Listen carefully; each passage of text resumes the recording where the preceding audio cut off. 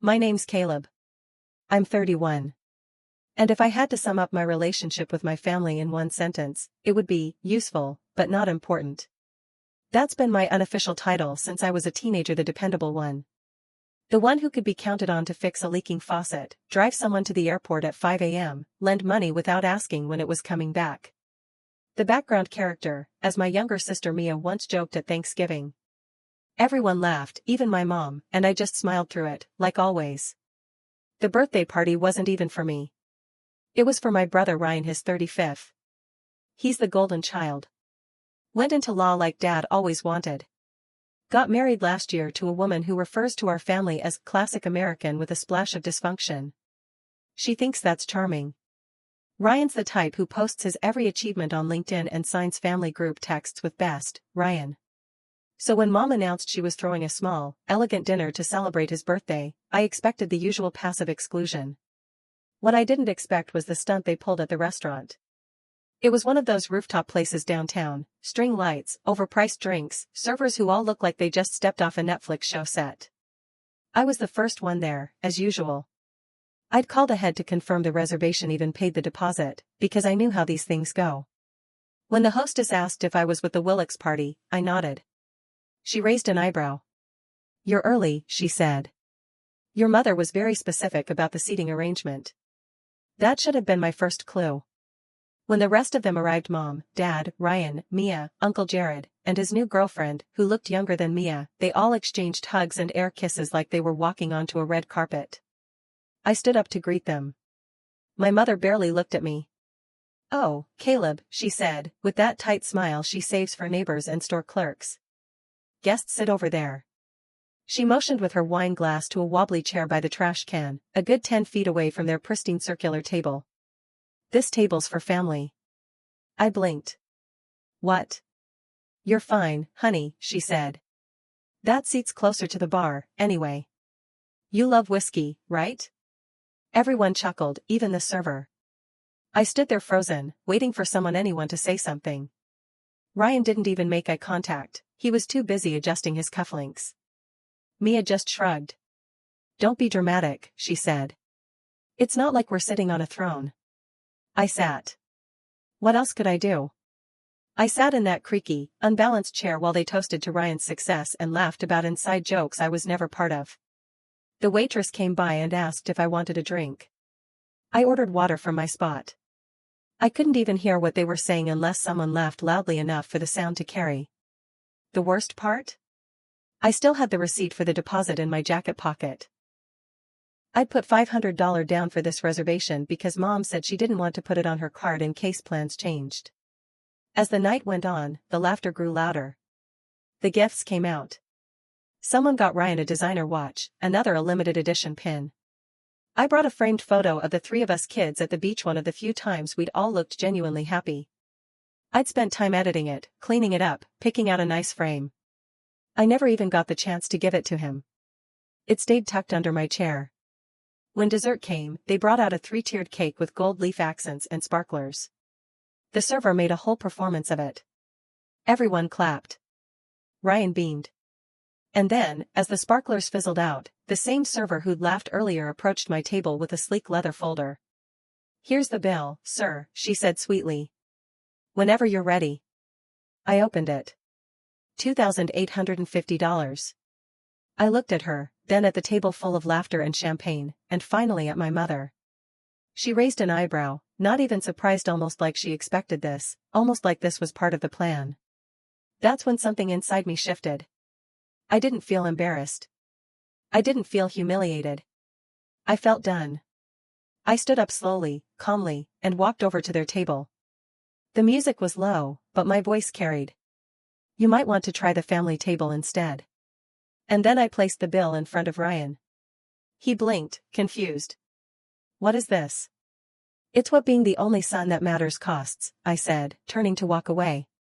But I didn't leave, because what they didn't know was that I hadn't just paid the deposit. I booked the cake, arranged the wine pairings, even selected the floral centerpiece that Mom had proudly called tasteful.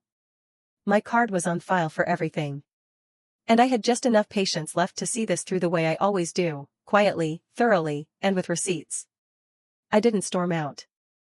That would have been too easy for them, too forgettable. Instead, I calmly took my seat again the wobbly chair beside the trash can and watched the scene unfold like I was watching a play I'd seen rehearsed too many times. Except this time, the script was about to change. Ryan opened the bill and paled. $2,850? Are you kidding me? Mom glanced at it and rolled her eyes. That can't be right. Oh, it's right, I said, loud enough for the server to hear. Appetizers, entree, drinks, custom cake, gratuity included. I booked everything last week. The deposit was $500. You remember that, right, Mom? When you said you didn't want it on your card. Her smile was gone now. Caleb, this isn't the time dash. I leaned back, letting the chair creak beneath me. Seems like the perfect time to me. You wanted me at the guest table. Fine. You wanted me out of the photos, out of the way. Fine. But you don't get to stick me with the bill after freezing me out like I'm a stranger.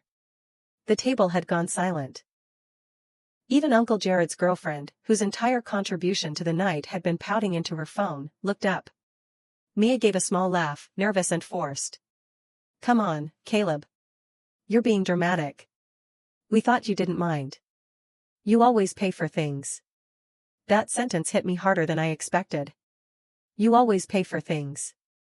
Said like it was a trait, like it was a character flaw, like it wasn't a choice I'd made out of love or at least obligation but something they'd come to expect, like the sun rising or me showing up early.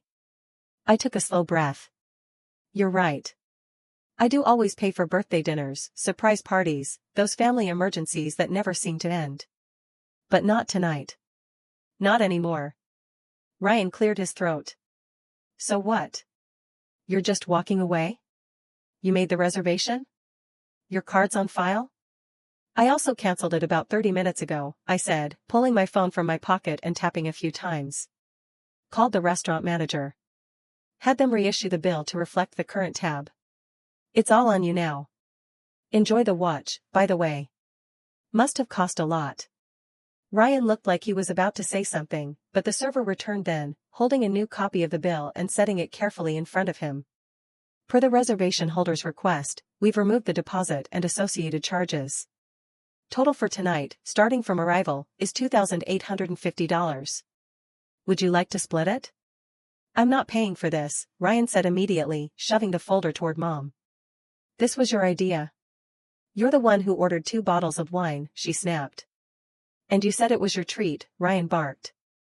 I watched them unravel, voices rising, fingers pointing, excuses stacking on top of one another like a Jenga tower about to collapse.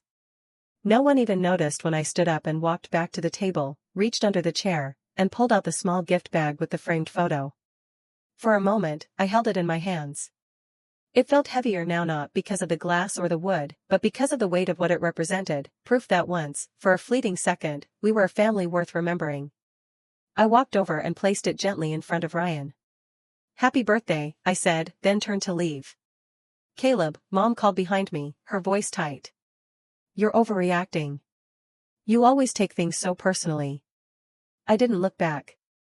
I just kept walking toward the elevator, letting the last part hang in the air like a fog I was finally stepping out of.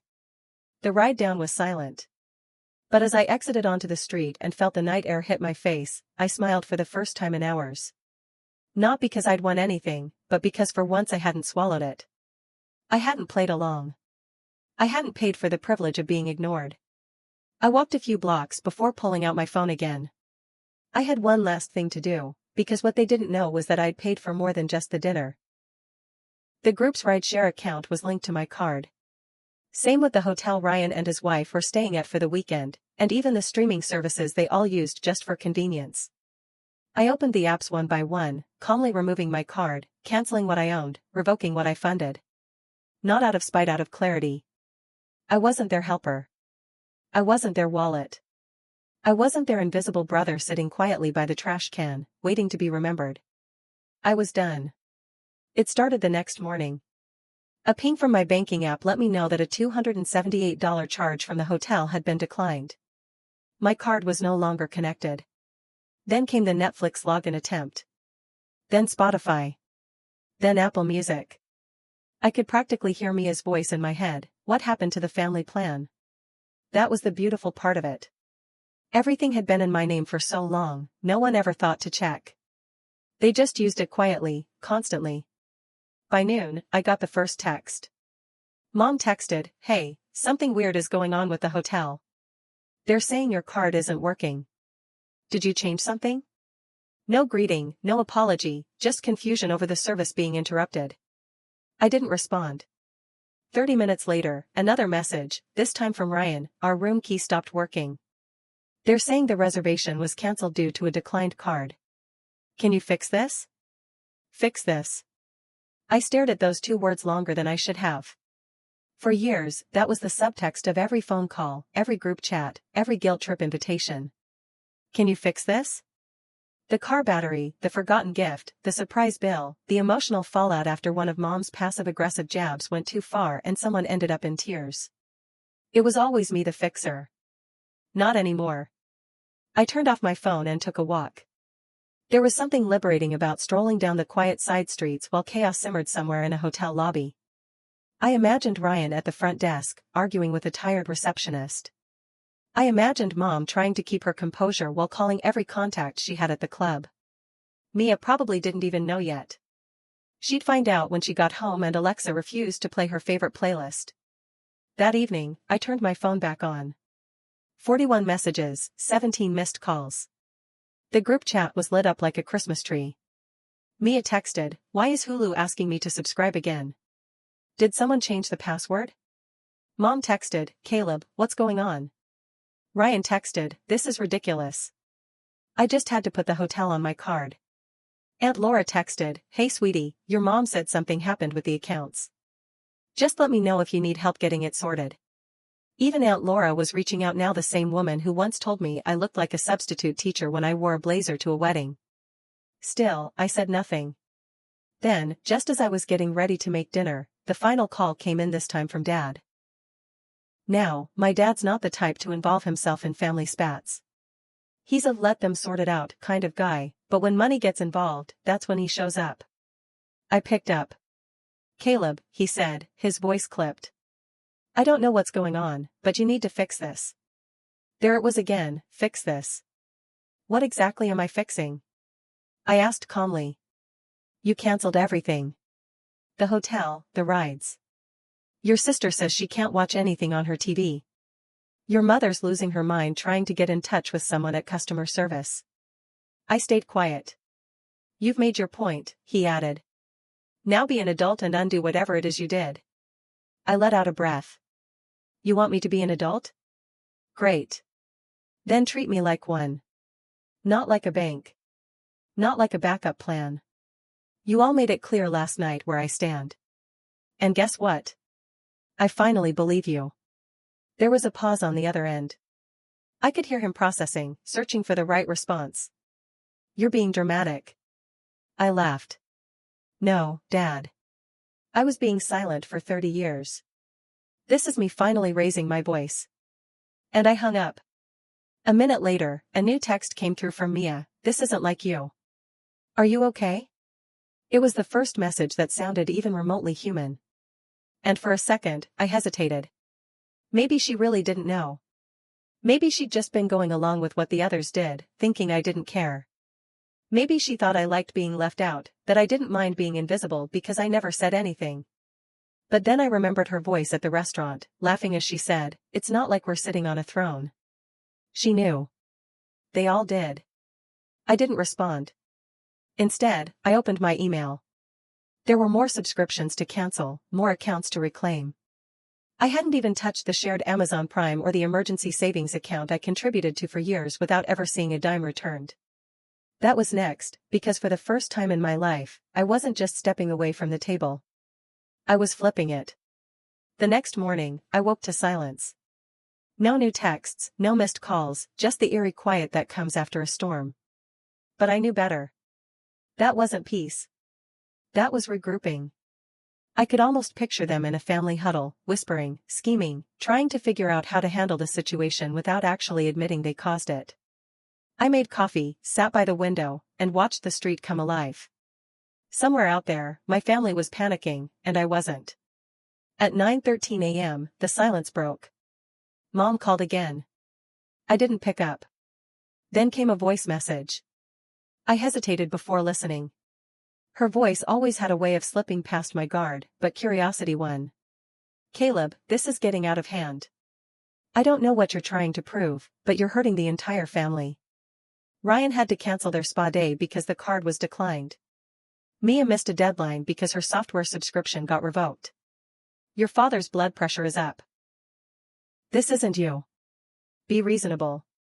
I replayed that line this isn't you and laughed bitterly. Of course they'd say that.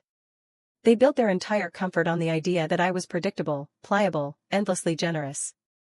Now that I wasn't, I was acting out. But the part that stung? Not once did she ask why. By noon, I had emails from 2 subscription platforms notifying me that other users had tried and failed to log in multiple times. I changed the passwords for everything, even the digital photo frame I'd bought for Mom last Christmas, the one that automatically uploaded family pictures. I replaced the slideshow with one single image, me sitting alone at the rooftop dinner table, framed by the trash can and the edge of someone else's celebration. They saw it, because by 3 p.m., Mia finally cracked. She texted, okay, well, point taken. You made yourself hurt. Can you please stop now? She didn't say sorry. She didn't ask how I felt, just asked me to stop, to undo the mess they made the moment I stopped quietly fixing it. So, I replied, when I was 10 and cried because Ryan got a birthday party and I didn't, you told me I was being ungrateful. When I was Story number 2. So first off, I know the age gap probably should have been a red flag, but I was stupid. We've been together for 2 years, but he lives in a different city. When I got pregnant, he said he was going to move to my city and we would move in together. He just needed to finalize some things with his ex-wife. He told me he was divorced when we met and I never had any reason to question it. I knew that he had 2 kids with her as well. He told me the truth about that, just not that he wasn't divorced, or even separated. So fast forward, I'm 39 weeks and he suddenly got uncommunicative, which is less than ideal when you're literally about to give birth. Bear in mind that he was supposed to have been fully moved in here a month ago, blamed COVID. Today I found out I am going to be induced on Monday unless baby decides to come out over the weekend, so I contacted him and I was like, okay, what's going on? And that's when he told me that he isn't actually separated or divorced. He never told his wife about anything, and now he felt like he was backed into a corner. I don't feel sorry for him for that because that's his own fault, but obviously literally 4 days before giving birth isn't the time you want to get this news, and I have no idea what to do now. Tell him to fuck off, obviously, but what else? I feel like I can take care of the baby, but I was preparing to have a partner to take care of it with me, you know? I don't even know what I'm asking for in terms of advice, but any advice for moving forward and handling this is appreciated.